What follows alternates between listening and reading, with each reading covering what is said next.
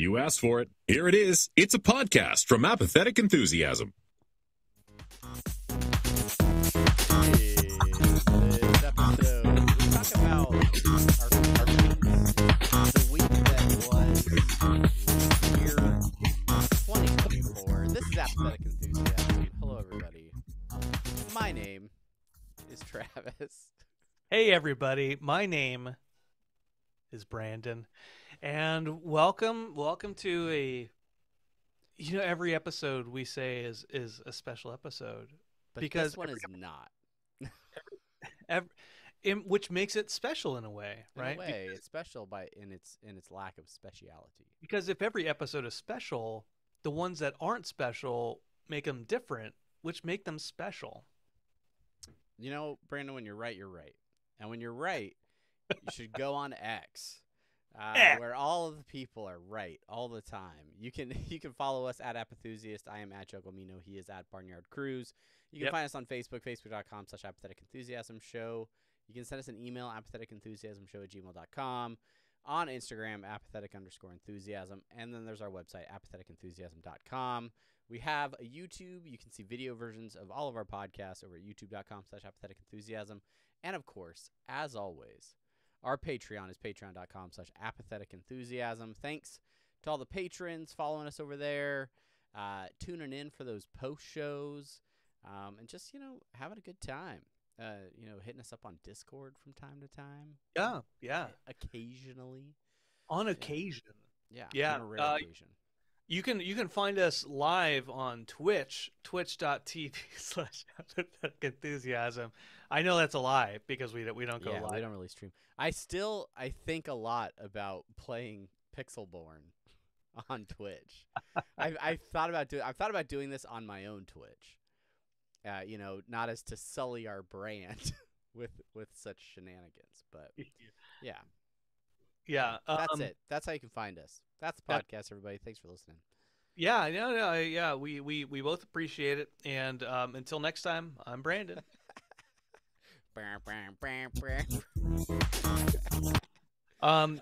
This one. Should we do the Lorcana minute up front? I feel like we should do the Lorcana. Let's do the Lorcana minute. This is the highlight of my week.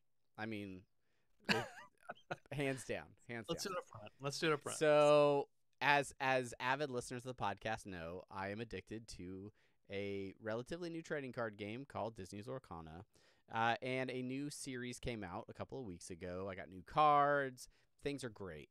I go every Saturday with my son to a local game store where I play casually in what is known as a Lorcana League. Organized league play where you get points and you accumulate points week to week for the promise of prizes. And this last weekend was a prize weekend, so they're giving out enameled pins, promotional cards, other little goodies and stuff. And there was quite the turnout. At Lorcana League. There's some weeks where there's only 4 to 6 people. There were easily like 14 people there this week. It was wild. 4 to 6 to 16 to 14 to 16? It was about 14-ish, I think, was the max number of people that showed up this weekend. And I got to play. Somebody I knew was there. I got to see them. By the way, those are like professional Lorcana numbers right there. Oh yeah, those aren't. Yeah, we're good. You better watch out, the rest of the world. Yeah, it's a small group. But anyway, this is not what was the most exciting thing for me this week. What was most exciting is while I was there, I decided my son was buying some cards. I thought, you know what?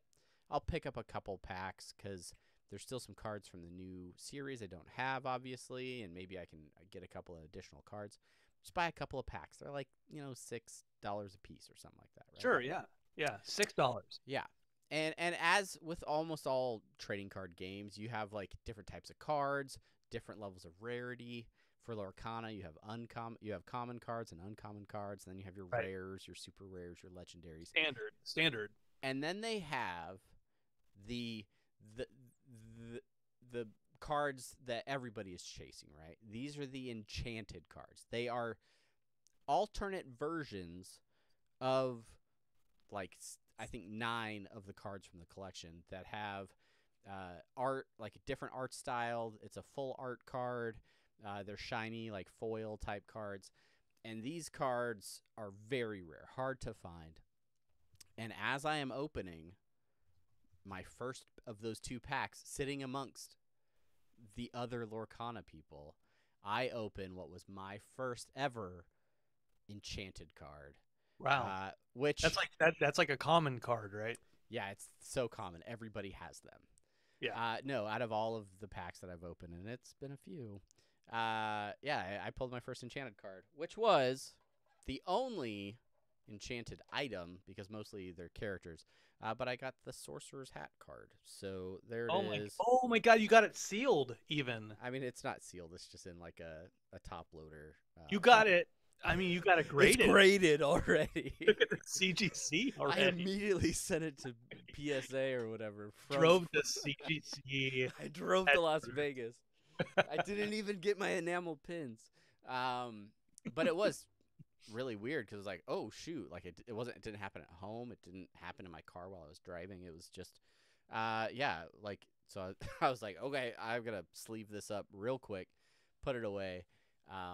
And the first thing that the guy who I knew, sitting across from me, he's like, "You gonna hold on to that? You think, or what do you plan to do with that?" I did check its value. It's currently going for a little over $100 on trading card player website or whatever. So yeah, I could flip that into a lot more cards if I wanted to. Now let me get this straight, Travis. You found a card that's worth, say, an even 100. Sure. So you finally broke even. I said it. You finally broke even with Lorcana. You finally broke even. I have not.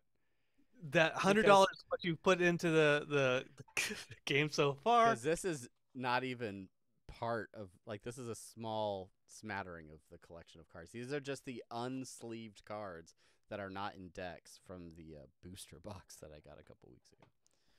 So yeah. All right. But I'm having fun. It was very exciting. My son was super excited because we've been kind of chasing after an enchanted card since we started playing. So that was super fun.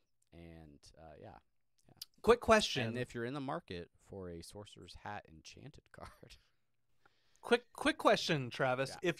If you are looking for say a dragon, in the card, in the deck, in the Lorcana, would you say you're chasing the dragon? Would you say that? I wouldn't say that. Okay, would somebody say that? I don't know. People say a lot of weird things. Okay. All right. Yeah. That's cool, man. Congratulations. It's the equivalent of, I'd say, being at a convention, a comic convention, and then seeing one of the pops in the wild. You're like, oh, that's a pop. And you're like, I could buy this online, certainly. Oh, but yeah. But it's not the same. It's not the same as finding it. The magic of discovery, the Lorcana of discovery. Yeah. Well, and it was cool because it wasn't like and obviously listeners of the podcast that don't like us for who we are have already turned this episode off. And I appreciate that. Hi, Bob Carroll. But this is like trading card games is not something that everybody appreciates, right? It's I sent a text to my wife and I was like, is she even gonna care? She was excited for me because she likes me, I guess, and said she was genuinely excited for us to find that.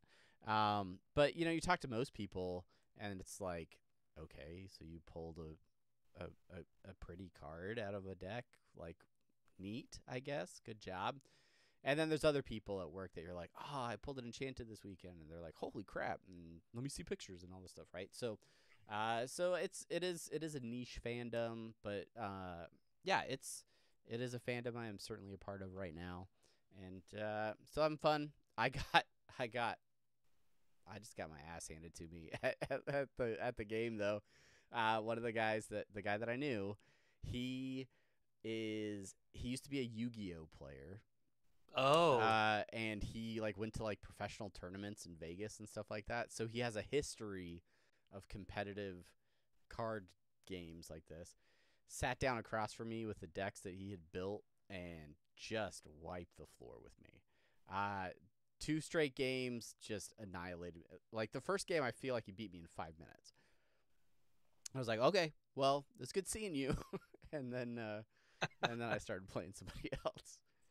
So yeah, but it's fun. It was fun. What'd you crazy, do man. this weekend? Well, let me go into that was the Lorcana minute. Yeah. Let me go into join us on the post show over at patreon.com/apathetic-enthusiasm for more Lorcana content. So let's go into the Someone just unsubscribed from Patreon after I said that.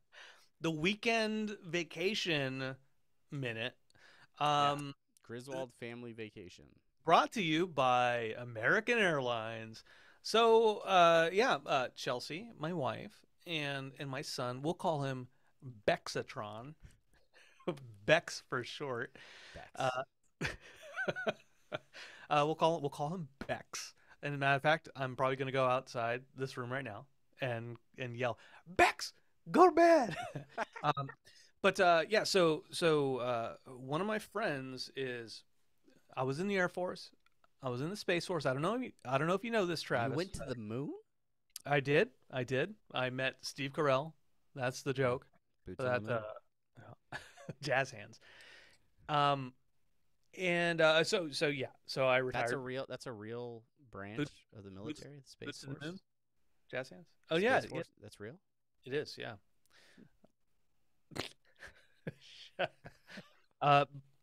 Full disclosure, everybody. Yes, Space Force is a real branch. It is a branch that broke off of the Air Force, similar to how the Air Force broke off from the Army in 1947 to form its own branch of service.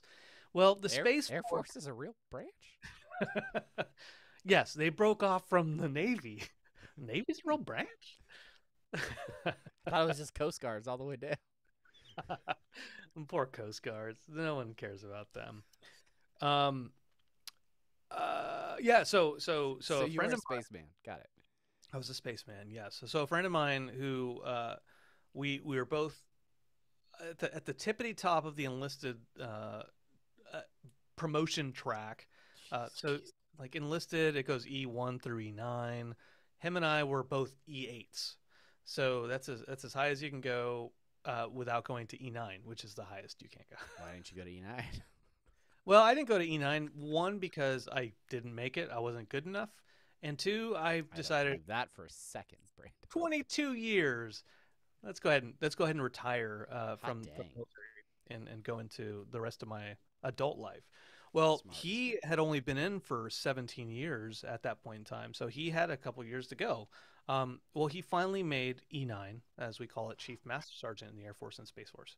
And we both missed E9 a couple different times together, and we were both frustrated that we didn't. It was like we're doing everything we can, and our scores are not increasing at all. And so we called ourselves Team 720 because of combined our scores. 360 were our scores times by 360 plus 360, 720. So we were Team 720. Well, so when he got promoted, is that right? I don't know. Makes sense. Yeah, that's right. Numbers. So when he got promoted, he's like, "Hey, I want you to be at my ceremony." I'm like, all right, yeah, I'll be there. And so it was this weekend. It was this weekend up in Washington D.C. And his ceremony was in the Pentagon. So after 22 years of not being in the Pentagon ever, I got to take Chelsea and Bexatron to the Pentagon. And so flew up there to D.C., went to the Pentagon, saw the ceremony, had reception and all that. It was good stuff. So and then Saturday we did a little bit of exploring, but there's so many more details to the story. Yeah. I just had to give the context. So someone turned 9 mm-hmm. After 720 years, mm-hmm. and they got married in a 5-sided building. That's right, 5-sided die. Cool. We played D&D with 5-sided dies. It was very convoluted, and anyways. All right. So we flew up to DC from LAX, and we flew in first class. Okay. Now I'm not. Now I'm not. Life's This is been good to me so far. so far very very expensive, but it. The point of this, it's not a flex that we flew first class, because this is part of the adventure of traveling. Fly first class. We're in the first row, seats 1, 2, and 3. Like right up there. Like it's a straight shot, straight flight, no stops from LAX to DC. It's gonna be wonderful. Living. So we get in there. We're there. The flight takes off. In a first class, they're supposed to do a couple things. One, they're supposed to take your drink order as soon as you sit down, and they're supposed to say, "These are the meals that we have later. Which meal do you want?" We had a guy who's a tall, burly, blonde guy asked us neither of those questions at the start. Okay, that's fine. You know, we didn't board in priority. We got there maybe about like 10 minutes before the flight took off. So I was like, okay, maybe he missed taking the orders from us, right? Okay. Sure. Yeah. So the flight takes off. He comes up and he's like, "Do you want something?" to me, Chelsea, and Braxton. What are you doing on this plane? And Chelsea says, "Yeah, I'll take a bloody Mary double." All right. He goes. He walks off. Comes back. He brings her a can of tomato juice, a glass with ice, and then 3 bottles of the vodka. Okay, that's not a double. That's a triple. That's fine. But then like he doesn't set the bottles down on the tray. He just like kind of like he just like lets them roll off of his hand. Right? Okay. So then he turns to me and he says, "Do you want something?" Like, yeah, I'll take the same thing she has. Huh? Like as if he couldn't hear me. Like get the same thing she. Oh, okay. He goes off, does the same thing to me. Brings 3 cans of tomato juice. And lets them roll out of his hand nonchalantly. Okay, all right, yeah, whatever. A little bit later, I look over at Chelsea, and she has like a portable battery, right? And I got some new AirPod Pros, and so I can't really hear what's going on. Life's been good to me. I look over at Chelsea, and she's got the flight attendant hands her like a battery charger, right? And so I'm thinking, oh, like she needs to charge her iPad, and so he gave her a battery pack, right? So she turns to me, she hands me the battery pack, and she's like, "Can you plug this in? Do you have a plugger over on your side?" I'm like, "I do." Like, I don't know why. Did she say plugger? Yeah, I couldn't hear. I had the AirPod Pros in. Amazing noise canceling features. It sounded more like this.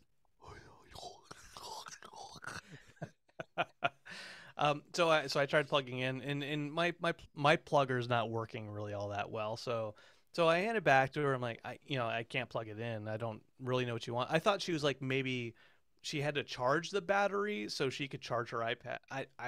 Wasn't really sure. I was drunk. And I mean, he rolled 3 bottles of vodka on your tray.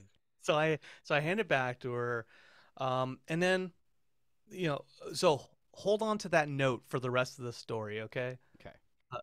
A battery charger, a portable battery charger. Battery charger. So a fire hazard waiting to happen. Yes. So maybe about like 30 minutes later, he comes into the cabin again, and he's got his phone in his hand, and he says to Chelsea, how old's your son?" 12. Like, 27. You think he can look at my phone and see what's wrong with it? Uh-huh. And she says, Brandon's the IT guy. You might want to check with him. He's the resident IT guy. So the guy hands me his phone. He's like, Yeah, I've got T-Mobile and it says my SIM is locked. It started yesterday. I'm not sure why.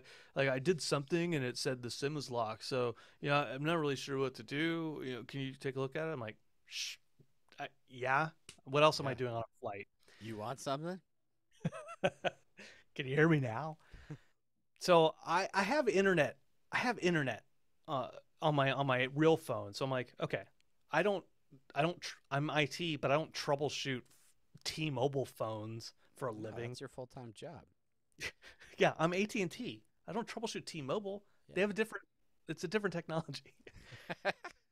And so I Google SIM card locked, and it shows it's like if your SIM card is locked, it's locked. You have to go back to the carrier in order to unlock it. So I'd say, hey, you got to take this back to T-Mobile and get it unlocked. He's like, oh man, yeah, okay, all right. Are you sure there's nothing I can do? Like, no, here's my phone that works with Google. It says you got to take it to T-Mobile. He's like, oh, yeah. All right. Okay. So now, Just luxuriating in first class somewhere over the Rocky Mountains. uh-huh. So then a little bit later, he brings us up. They have like the basket of chips and nuts, and he like shakes it in front of us, like take as many as you want. Okay, cool, thanks. It's like the Cool House on Halloween. Yeah, you take 2 handfuls. I don't care. Just take as many as you want. And then a little bit later, the meal. He never asked us what meal we wanted. He's like, you can get an omelet or with cheese or yogurt. And then he brought us the omelet with yogurt, no matter what. So that was weird as well. Okay, so now Listen, he's there for safety. He's not a 4-star, waiter. no, you're right. He's there for the safety of the people and the passengers on that aircraft. It's first class, not fourth class, right? And If this is how first class was, imagine how those jokers back in coach were doing. I'm saying, They're okay. just getting stuff thrown at them if This they the get la- anything at all. The last little bit of this first class story is we're landing, we land, we walk off, and Chelsea says, that guy was awful. I'm like, yeah, he was. I was like, but I mean, at least he gave you a charger. She's like, no, he didn't give me a charger. He came up to me and said, can you charge this for me in your socket? So, paraphrasing there, but he asked Chelsea to charge his portable charger. He got me to do his IT support, and he shook a bag of chips at us and rolled. You served this guy more than he served you in first class. He was awful. Nothing will happen, but I'm going to complain to American Airlines and be like, come on. Like, basically, I spent my child's savings to go to DC. I didn't want to go anyway. So that's part one of the story. Yeah. All right. So then Joe Walsh picks you up in his Maserati. Mm-hmm. Does 185. Yeah. Lost But he his lost his license. license. Now he just doesn't drive. Now on the way back, Travis, it was going to be a straight flight. We weren't doing. Hold on, you skipped a whole segment of this vacation, which I got to do all the worst parts. I got to do all the okay. worst parts. Oh, okay. We went to the Spy Museum. The Spy Museum was pretty cool. This is in the middle. Sure. Spy Museum was cool. Saw a lot of spy stuff. I was like, ooh, that's right. I want to watch Breach again because that was a good movie. Ryan Phillippe about one of the spies in the FBI. Pretty good movie. Pretty good movie. But based on a true story. Anyway, lots of spy stuff is pretty good and morbid. Like Brexton and I helped President Obama, Vice President Biden, Admiral McMullen, and the rest of the team determine, was it bin Laden in there? These are the types of decisions you have to make as a leader to determine the confidence level. Sounds That's like right. a slightly dated exhibit, but Oh no, it still wasn't. relevant. It wasn't. And it was like it was interactive. So there's like a screen in the middle. There's like the Bin Laden's compound, and it asked you questions. It was like, this is the intel that we got about where Bin Laden was, and we had to make the determination to President Obama whether or not we should raid the compound or not. Here's the evidence, and like press a button, like who do you think this might be? And it gave you 4 different options. It was like Bin Laden, a businessman, a criminal, and then some like a random guy. And it was like, who do you think it is based off of these factors? And then at the very end, it was like, okay, so now you have to gauge your confidence level. Do you think, based off that, would you have recommended to the president that it was Bin Laden? And it was like either like not confident, or 50-50. And is your son old enough to troubleshoot a locked SIM card? Maybe they could be an intel analyst and identify the location of Osama bin Laden. He was confident. And he was like Admiral McMullen, and he was like, "Yeah, I'm confident. That's bin Laden." We got him. I was more of a Biden, and I was not confident. And Chelsea was an Obama, like 50-50. But Obama decided to take him out. So,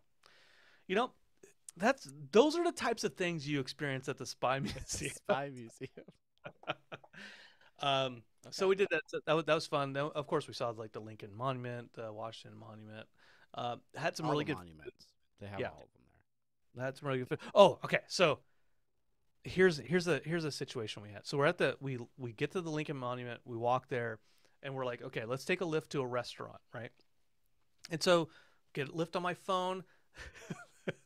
It's like, okay, John will be there in 5 minutes. Okay, cool. So we're waiting. 5 minutes passes. The car's getting closer. I can see it on the app, and then it cancels. John's gone. For some reason, John canceled. Like, God, dang it. Somebody needs to go find John. Somebody needs to find John. Well, what happens next is the next part of the story, which is, I'm like, it says like the next person that will be there is like in 9 minutes. So I'm like, okay, well, I'm waiting. While we're waiting, this black car shows up. It's a black, maybe Lincoln Continental, I don't know. And it's got in the window, it's got an Uber sticker, and it's got a Lyft sticker on it. Okay, and the guy pulls up. He's like, "You guys need a ride?" I'm like, "Yeah, we do." Yeah. Who do you have? Lyft. Okay, hop in. Okay. As soon as we hop in, I'm like, Uber sticker, Lyft sticker. Okay.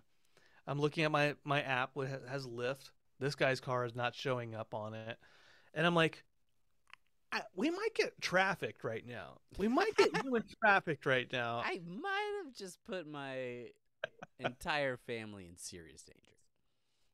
This might be a problem. And so we start driving, and he's like, "Oh, there's the Jefferson Memorial. There's this memorial. Like, oh, here's this. We're just there. How long are you guys staying in town for? We're leaving the next morning. We're leaving in a couple days, is what I say. Because you were just at the Spy Museum, and so you know how to.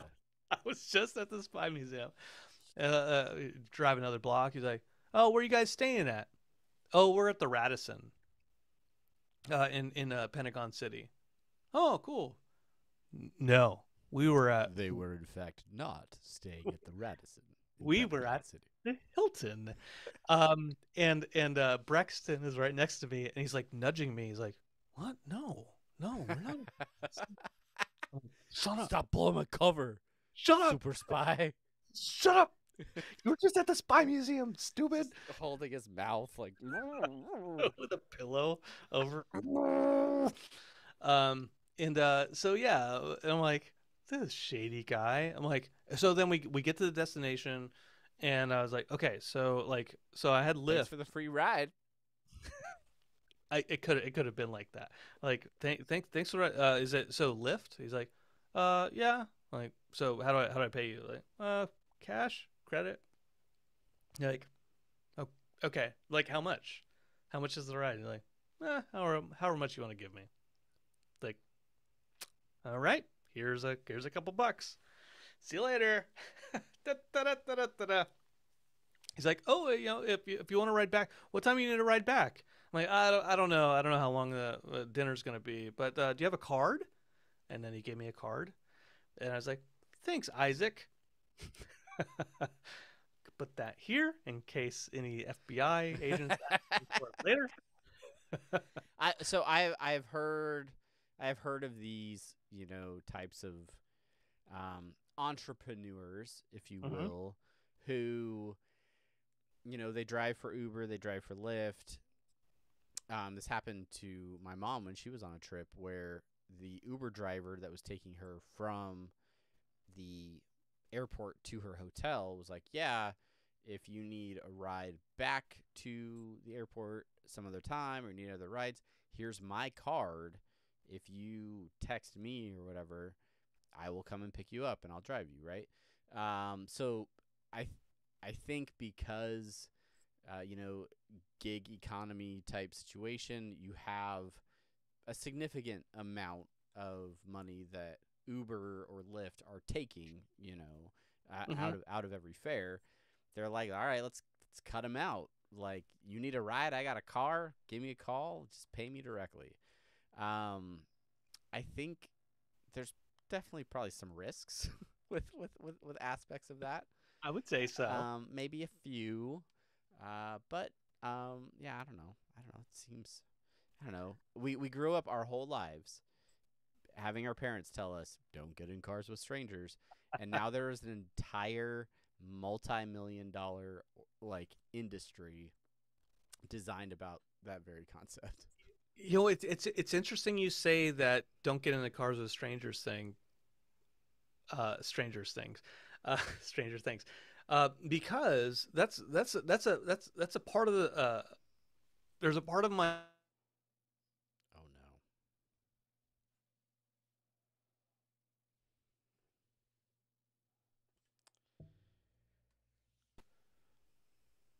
Uber and Lyft sticker in his window, but I don't know I don't know I froze, so You I don't know said how. you said there's a part of me, and then you froze.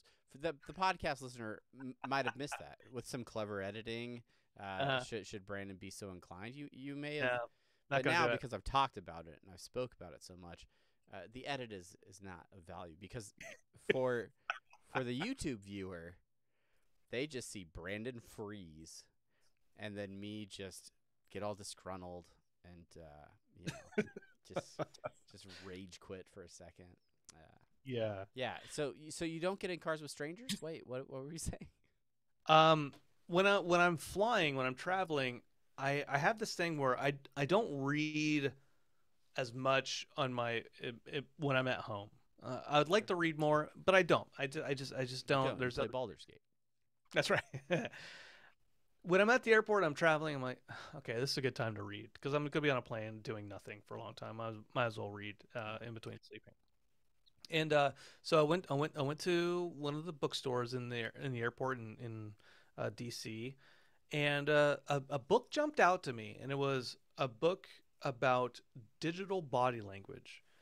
And the digital body language, it's basically like written by an elder millennial like us, and it's talking about like the digital age and like email writing, like tone in email, tone in text, that type of stuff, how different people communicated in that. And she wrote about always being told as a kid, don't get into cars with strangers. Like she was a kid and like she was walking to school and somebody pulled up next to her and was like, "Do you need a ride?" And she ran because she'd been taught, don't get into cars with Oh, strangers. I'm about to get murdered. But then as an adult, like her college roommates, like, yeah, let's take an Uber. Let's take a Lyft. And then she like had modified her her life to be like, no, this is actually okay because this gig economy, like this is what happens. And so this book it's a good book, but that reminds me of that specific section of Yeah, that book. it's really strange. Like it that.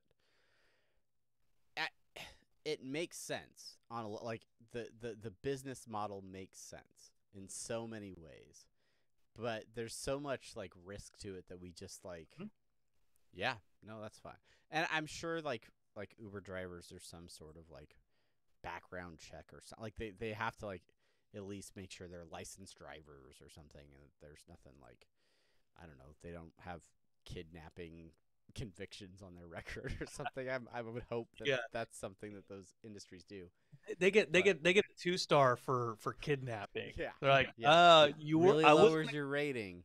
I was gonna give you a 3, but then you drugged me. Yeah. So I mean, yeah, but I take Ubers. I've done it. So yeah. Okay, so now this is Brandon's vacation. The episode.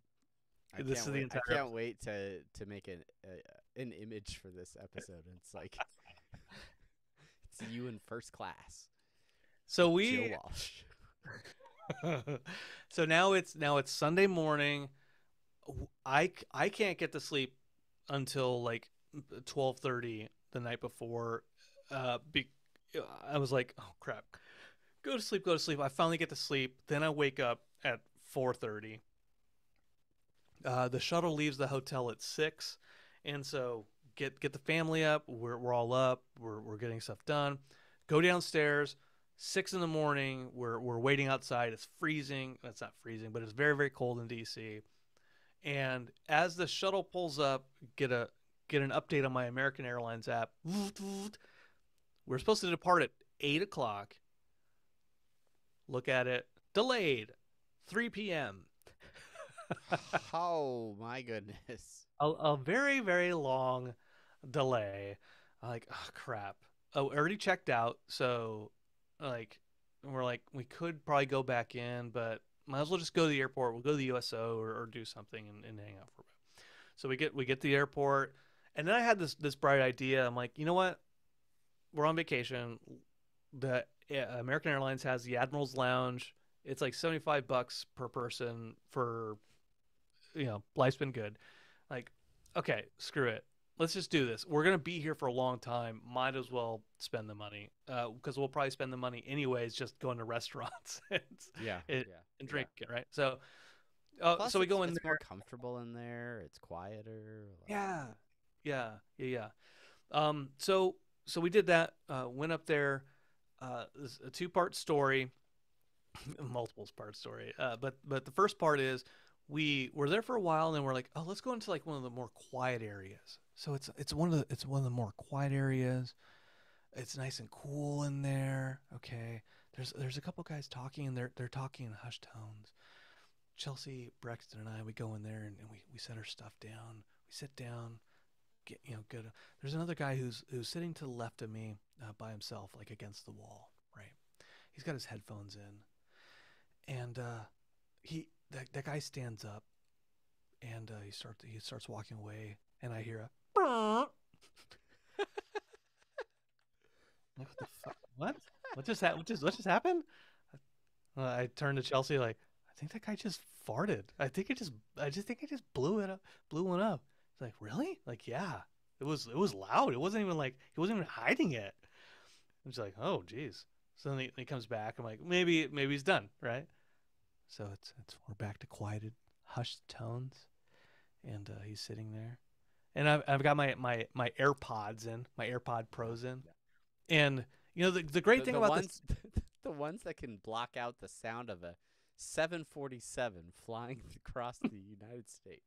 They certainly can, but the thing about the transparency mode is when things like sound like conversation, or like every once in a while sound, it bleeds through. So hushed tones, okay, oh, it's pretty quiet, but like in a more muffled, it was like a but like a boom. It was like bass, but I wasn't listening to music, so I'm like, where'd the bass come from? Oh, it's from my left ear. It's where the guy's sitting. He just farted again. Like, geez, what the hell, right? Okay, so I'm like, well, I don't know what's going on with this guy. He keeps doing it, but then probably he stands up, and it's free food in the Admiral's Lounge, right? It's Yeah, a free. free. You know, Free. but the meal was there's a bunch of chips and then pita chips. Okay, now uh, he comes back with cheese and pita chips, and then as he's eating these pita chips, and he's not like Eating like a Minecraft character. and he's not eating like a one at a time, like, or he's like not one at a time. No, he's like taking handfuls of like shoveling them into his mouth, and I can hear it through my my sound. Your noise canceling headphones. It's going like click click click click click click click click click click click, and I take my phone. I'm reading a book. I'm reading that body language book, and I take my phone. I'm like I check a message, but then I'm like then I pretend like I'm like just having the phone and I start recording, and it's like, and so I record this dude just shoveling food into his mouth. I'm like, what is going on with this guy? So then Chelsea gets up and she goes up to him and she says, excuse me, I don't know if you know, but I think these guys over there are doing business deals and you're farting really loudly. And yeah, he left a couple minutes later. So so that's that part of the story. Oh, Chelsea. Uh, Chelsea. Oh, Chelsea. Class act every time. So we did that. He left. That was fun. And then the final part of that trip is we're main cabin plus, and we make it through slumming it. We make it through the whole trip. No issues. Like our flight attendant, way better than the first class flight attendant we had on the way there. We told her as much. We're like, you are a godsend. Thank you so much. So we're landing. Okay, we land. We're taxiing the tarmac, and this guy, I'm in the middle seat. The guy behind me in the row right behind us at the window goes, like the wettest sneeze you can imagine, right? And then all right, we're still taxiing. We get to the gate. We're waiting for the bridge. It's gonna be about 5 more minutes.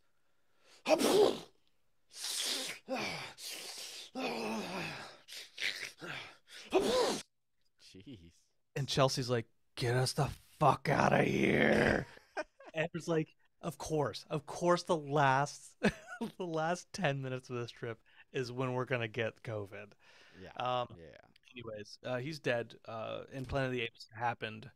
That's how it happened. That's the origin story. That's how it happened. Anyways, so we're back now. It was a good vacation overall. Good experiences. And we had Korean food last night, and I smell like kimchi. Oh, yeah. I'm glad you had a good trip. I hope you had lots of fun in our nation's capital. Got to see cool things and lots of spies. And I'm excited for me to spend all the time talking next week because I'm going on a trip this weekend. But mine's gonna be a road trip, not first class, but we'll be in like a recreational vehicle. So I'm sure just like so many movies from the 90s and early 2000s, a road trip is just ripe for phenomenal stories. I'll bring a journal. I'll keep notes. This is AE's vacation March. Do you have a good leap day? I did have a good leap day. Yeah, let's talk about the main thing for this week's episode. Our leap day podcast. Our leap day pod. Yeah, I was traveling. Yeah, you were flying. That's not actually the question I had for you. I want to close out this episode.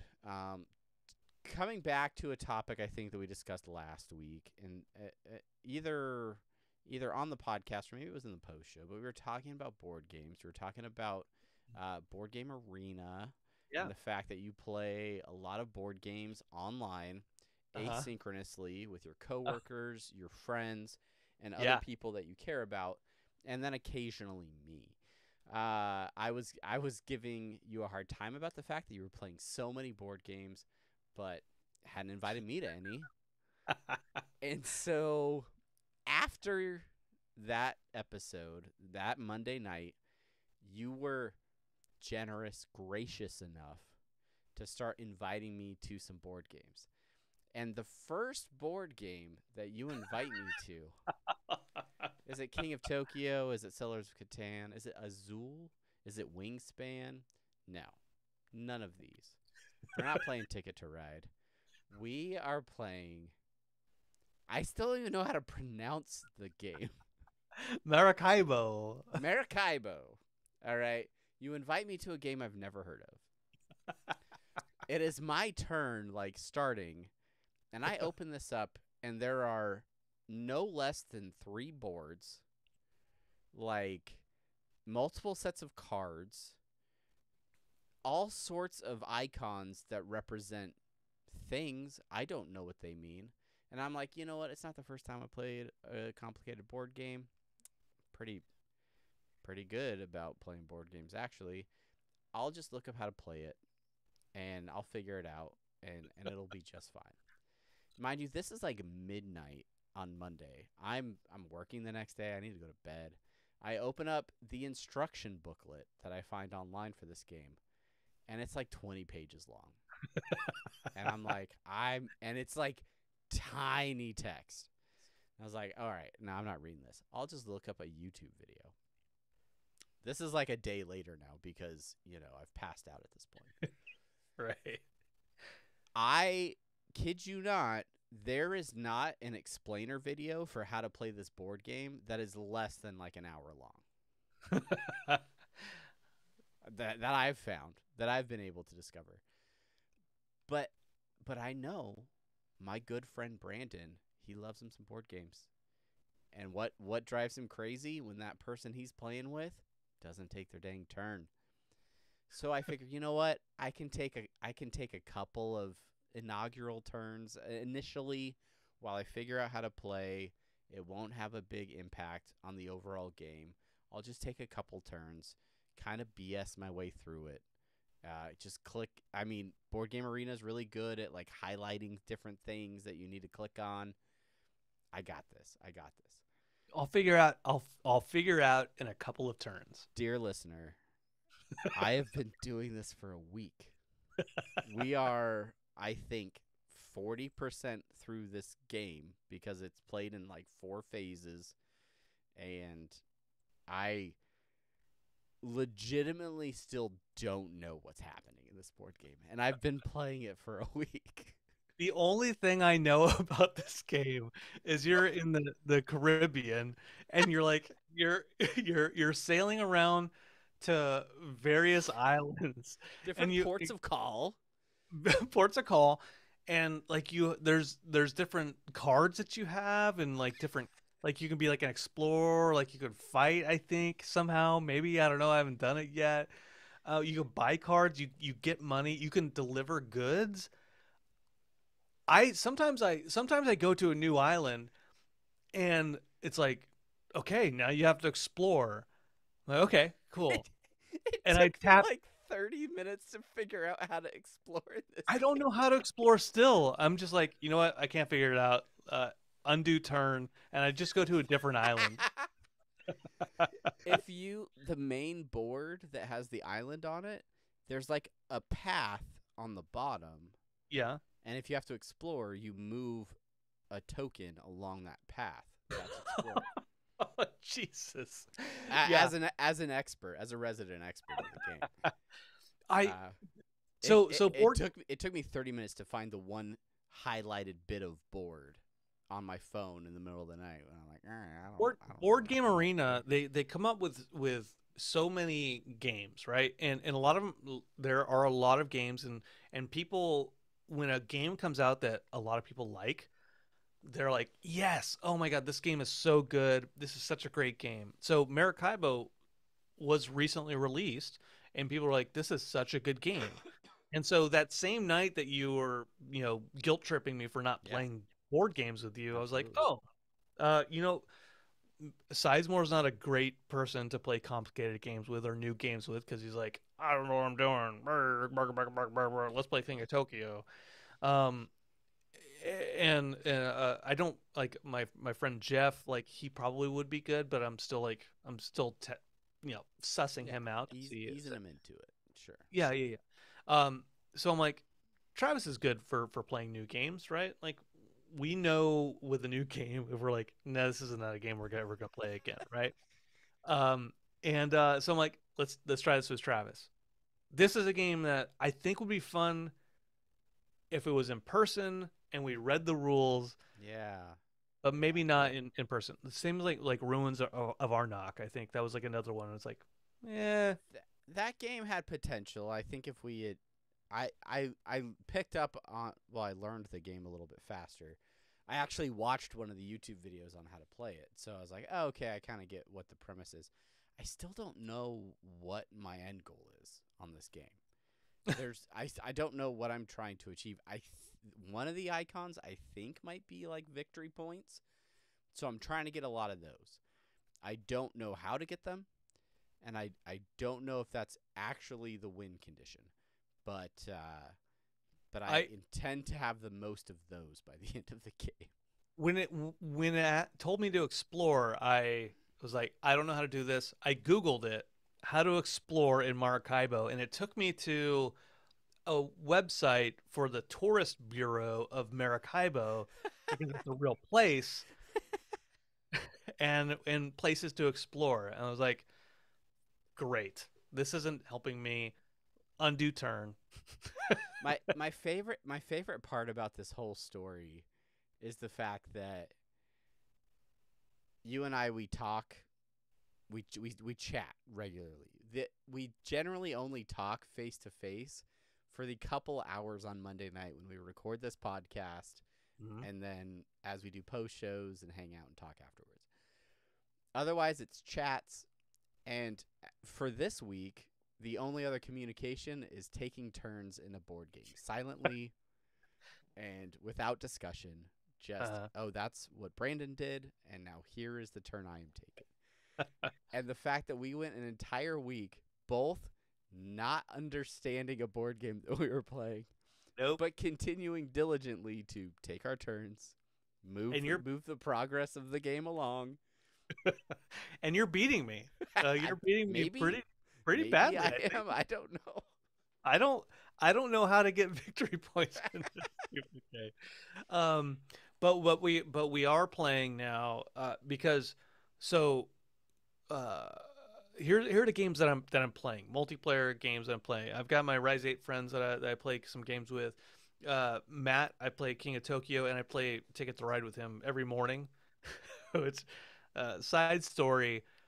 When you're young, you're like, yeah, we're playing games every Friday, Saturday night. Ooh, we're staying up so late, getting drunk, playing games all night, video games, Grand Theft Auto. Now I wake up at like 4:30 and I come to my office with some coffee, and Matt and I play Ticket to Ride for like for like an hour and a half. A Uh, wild train card. I don't think I'll take that one. mm, like That'll help me reach St. Louis. we traded our youth of the night for the old men of the morning. This coffee's bitter, like the railroad industry.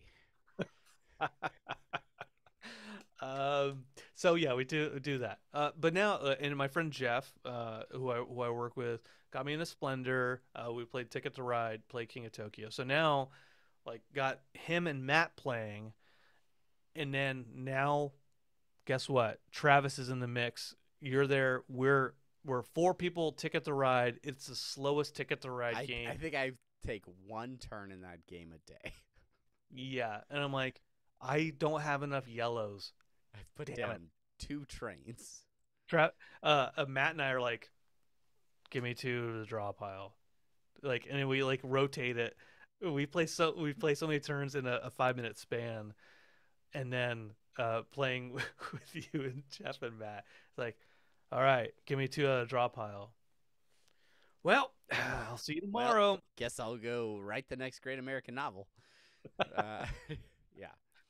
I I try to keep up with my turns. I don't always have access to my phone or things like that. It looks like you have taken turns during this podcast. Is it possible? Maybe there's other people that do No, it. no, not me. No.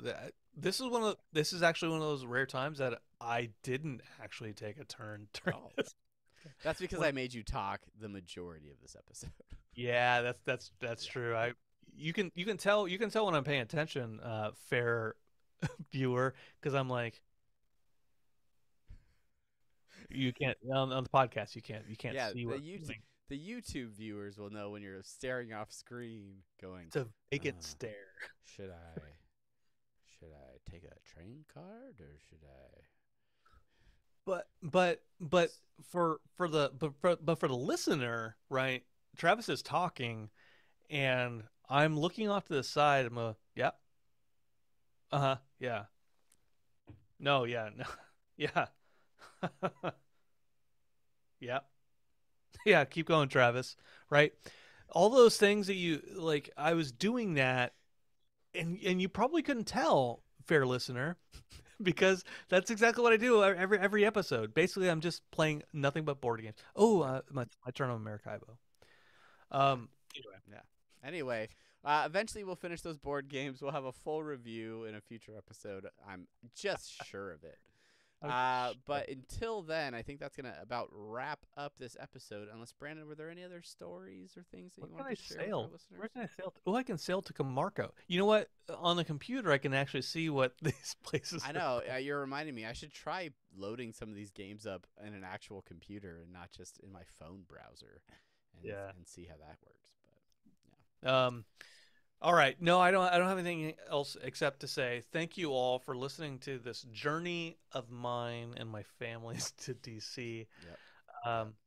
And we did get to ride the Metro. Yeah. That's right. We good. rode the Metro. It's good. It's good. That's all. All right. Oh, Good. oh, Brexitron. Okay, so proud dad moment. This is the last thing I'll say.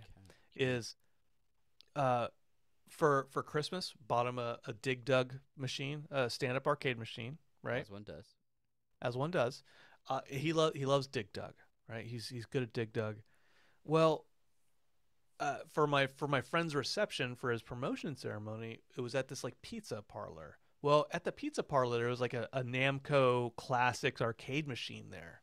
Okay, and I looked over there. I'm like, oh, they got Dig Dug on there.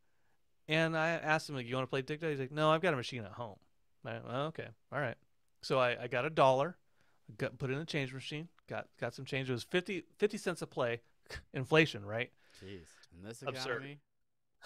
Absurd. And so I put 2 quarters in, and as I finished putting the second quarter in, Brex walks up to me. He's like, "They have Dig Dug here?" I'm like, "Yeah, they got Dig Dug."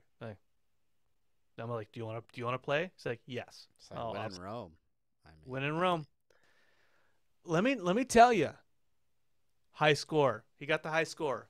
50 cents. He wiped the floor with that high score that was on there before. It was like 1,500 before, and he was at like 36,000. He was incredible. BJC. That's the initials there. Over in Crystal City, Nighthawk Pizza and Brewery. That's right. My kid, 50 cents. Fuck everybody. It's a proud dad moment. Yeah, That's like my son scoring third place overall this Lorcana League season. Look at us. Look at us raising some good high quality nerds. That's like, it's not, these things aren't going to matter to anyone else ever, but it matters to them today. Yeah. And you're building connections with your kid.